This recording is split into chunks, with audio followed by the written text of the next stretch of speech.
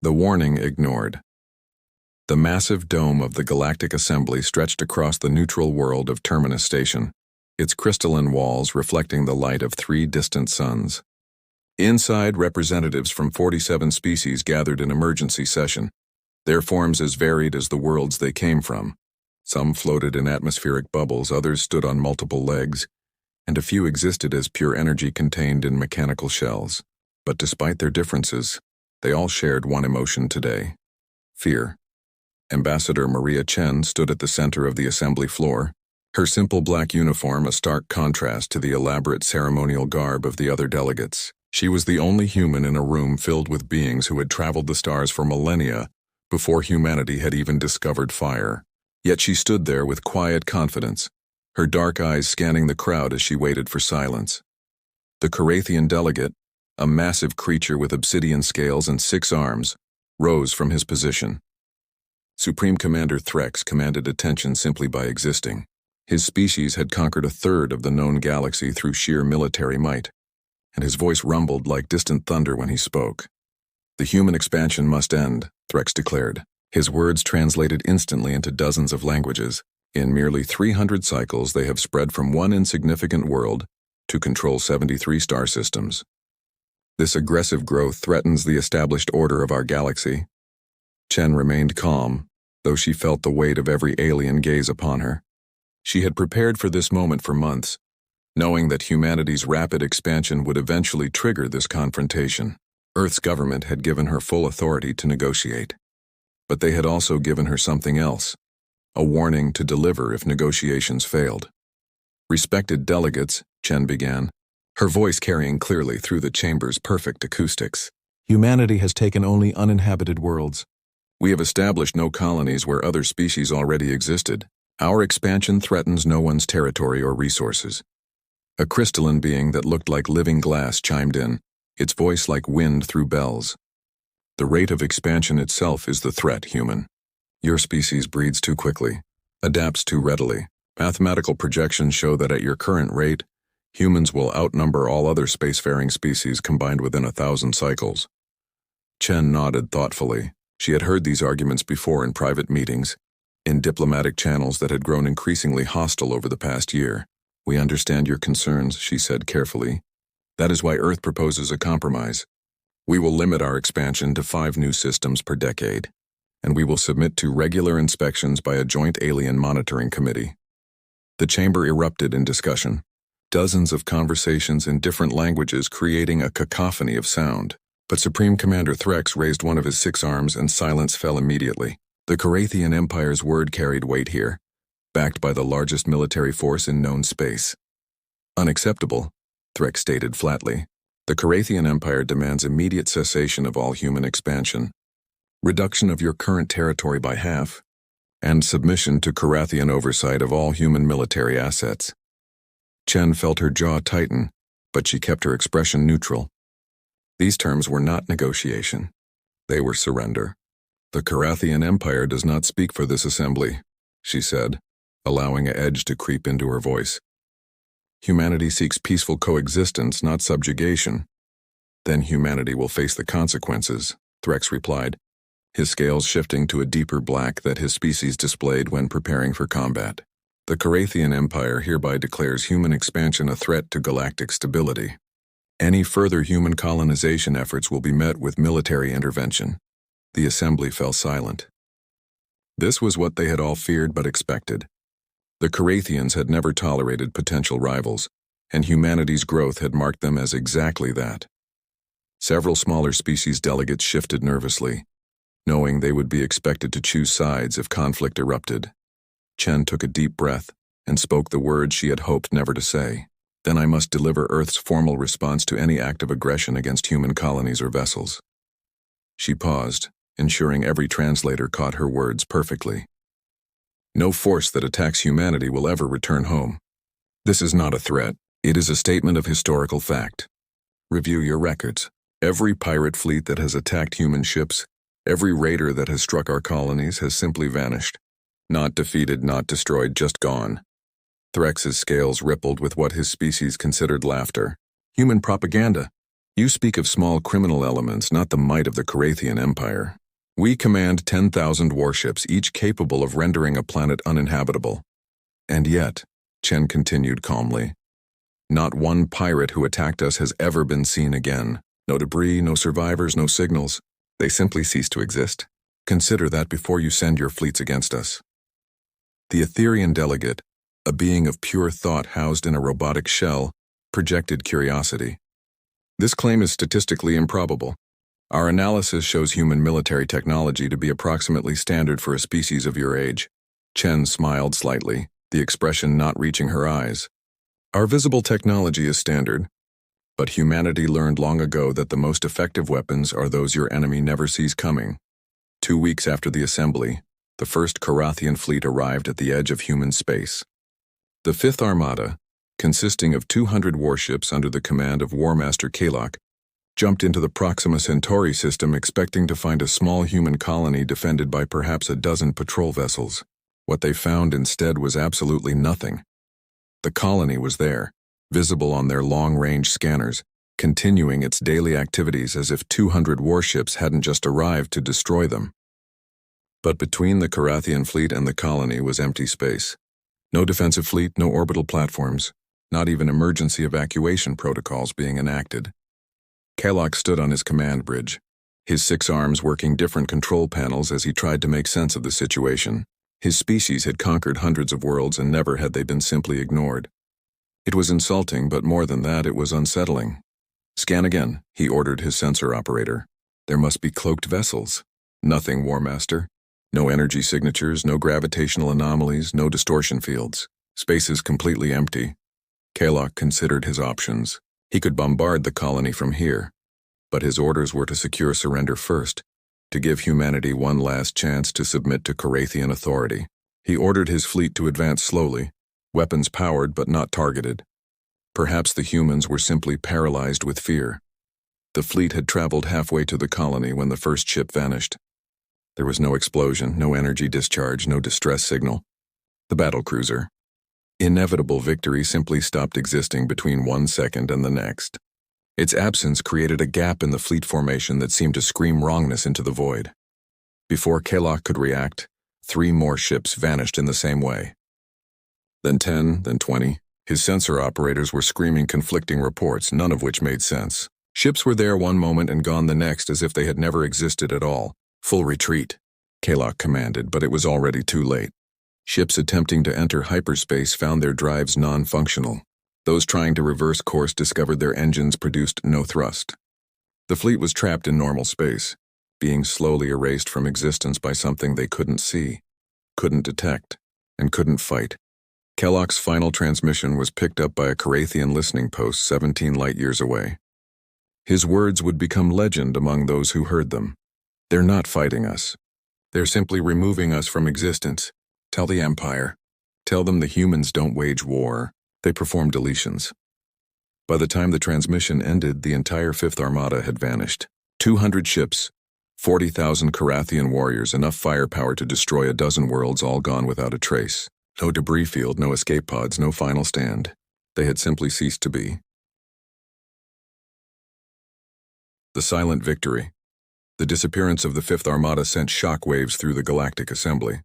Supreme Commander Threx, rather than being deterred, mobilized 3 more fleets, convinced that whatever trick the humans had used couldn't possibly work again.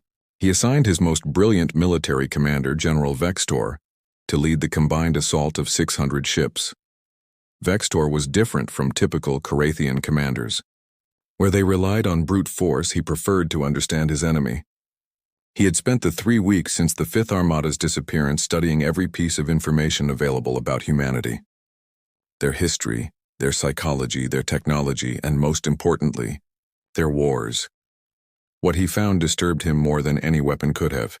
Humans had been killing each other efficiently for thousands of years before they reached space. They had developed weapons that could end their entire civilization multiple times over, while they were still confined to one planet.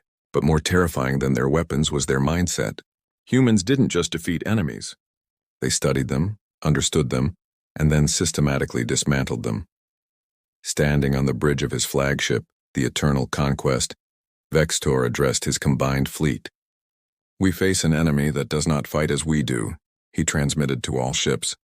Do not expect traditional battle. Expect the impossible, and prepare for concepts we may not even understand. His fleet jumped to the Kepler 442 system, where humans had established a mining operation on 3 different worlds. This time, Vextor held his fleet at the very edge of the system, well outside the range where the Fifth Armada had begun disappearing. For 12 hours, nothing happened. The human mining operations continued as normal. Ore processors worked their shifts. Supply ships moved between planets. It was as if the Carathian fleet was invisible. Then Vextor received a transmission, not through normal communication channels but appearing directly in his mind, in perfect Carathian thought patterns. It was impossible. No alien technology could interface directly with Carathian consciousness, yet the message was clear. General Vextor, the message began, and he recognized it as coming from a human, though how he knew this he couldn't say. I am Admiral Sarah Mitchell of the Terran Defense Network. You're probably wondering how we're doing this. The answer is simple. We've been studying you for much longer than you think. Vextor felt his scales shift to a pattern of unease. Impossible. Humanity has only been spacefaring for 300 cycles. Publicly, yes, the voice in his mind continued. But we've been watching, listening, and learning for much longer. Every trade delegation, every diplomatic mission, every cultural exchange was an intelligence-gathering operation. We know how your shields modulate. We know the frequency of your neural patterns. We know the quantum signature of your hull materials. Around Vextor, his bridge crew began reporting anomalies. Not attacks, just small things wrong. Navigation computers showing positions that didn't match visual confirmation. Communication systems receiving messages from ships that hadn't transmitted. Life support systems reporting atmosphere compositions that the crew knew were incorrect. This is what humans call psychological warfare, Admiral Mitchell's voice explained. We're not attacking your ships. We're attacking your confidence in them. How can you fight when you can't trust your own senses? How can you advance when you're not sure if your engines are working correctly? How can you fire weapons when your targeting systems might be lying to you? Vextor understood then. The humans hadn't destroyed the Fifth Armada with some super weapon. They had made them disappear from their own perception, made them unable to perceive themselves or each other, made them believe they had ceased to exist. The ships were probably still there, floating in space, their crews driven mad by sensory deprivation and false inputs. But you're different, General, Mitchell continued. You studied us, so we'll offer you something we didn't offer Kalok. Look at your long-range scanners, the real ones, not the false readings we've been feeding you. Vextor checked his scanners, running diagnostic after diagnostic until he was certain he was seeing true readings. What he saw made his 6 hearts skip in unison. The entire Kepler system was surrounded by human vessels. Not hundreds, not thousands, but tens of thousands. They had been there all along, hidden by some form of technology that didn't just cloak them but removed them from reality until they chose to exist again. The mining operation had been bait, and the Carathian fleet was completely surrounded. Every human colony is like this, Mitchell's voice informed him. What you see as expansion is actually fortification. We don't spread because we're aggressive. We spread because it's the only way to ensure that when someone inevitably tries to destroy us, we're ready. Vextor realized the terrifying truth. Humanity hadn't been expanding for 300 years. They had been preparing for war for 300 years. Every colony was a fortress, every trade route a supply line, every diplomatic mission a reconnaissance operation. Why? Vextor asked aloud, knowing somehow that Mitchell would hear him. Why go to such lengths? Because we know our history, Mitchell replied. On Earth, every time a more technologically advanced civilization met a less advanced one, the result was genocide. When we reached space and found we were among the younger races, we knew what would eventually happen. Someone would decide we were a threat and try to eliminate us. So we prepared. The Fifth Armada? Alive but lost. Their ships are intact, but their navigation systems will never work correctly again. They're flying in circles in empty space, convinced they're heading home. We could have killed them, but that would have made us the monsters you claimed we were. Instead, we simply removed them from the equation. Vextor's tactical mind processed this information rapidly. You could have done this to us immediately. Why reveal yourselves? Because you're smart enough to understand the message we're sending. The Carathian Empire has 2 choices. End hostilities now and never threaten humanity again. or continue this war and face the possibility that every ship you send simply never comes back. Not destroyed, not defeated, just gone. How long before your empire collapses from the inside when ships and crews just vanish without explanation? The general considered his options. He could order an attack, but he now knew it would be futile. The humans had spent 3 centuries turning defense into an art form that transcended traditional warfare. They didn't defeat enemies. They removed them from existence, or at least from their own perception of existence. "I need proof that the Fifth Armada lives," Vextor said finally. Suddenly, his communication system activated, showing a video feed. It was Kalok, alive and unharmed, standing on his bridge, but his eyes held a haunted quality, and his scales were stuck in a pattern of perpetual confusion. "General Vextor," Kalok said, his voice uncertain. "Are you real?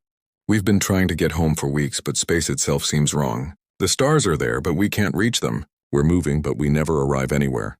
The crew is beginning to believe we're dead, and this is some form of afterlife." The feed cut off, and Mitchell's voice returned. "We can return them to normal space whenever we choose, but only if the Carathian Empire agrees to permanent peace with humanity." Vextor made his decision. He was a warrior, but he was not a fool. "I will recommend to Supreme Commander Threx that we accept your terms." "Wise choice, General.